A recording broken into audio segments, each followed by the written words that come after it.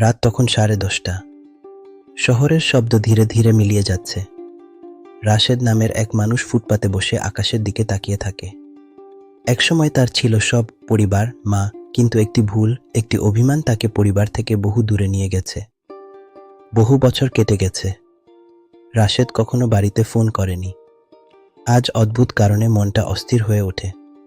পুরনো একটি button phone on করে সে একমাত্র সেভ করা নামটি দেখে, এম্মা। সে কাপা হাতে ফোন দেয়। ফোন কয়েকবার বাজে। তারপর উপাস থেকে কাপা গলা, হ্যালো।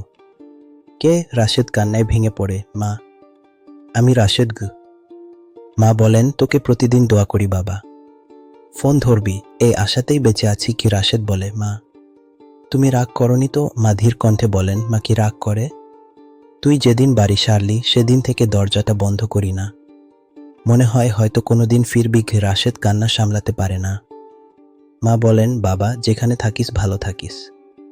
মাঝে মাঝে শুধু একটা ফোন দিবি। রাশেদ বলে, মা আমি ফিরতে চাই, এখনই ফিরবো। হঠাৎ মায়ের কণ্ঠ দুর্বল হয়ে যায়।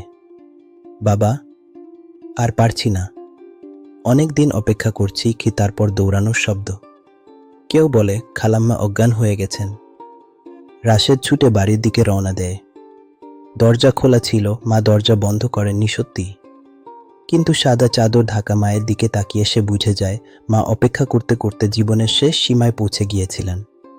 মায়ের ফোনে শেষ কল, এম্মা 1042 ফেম। ওটাই ছিল শেষ ফোন কল। মা বাবার জন্য একটু সময় বের করো। পৃথিবীর অনেক কিছু ফিরে পাওয়া যায়, কিন্তু মা বাবা একবার হারালে আর কখনো ফিরে আসে না।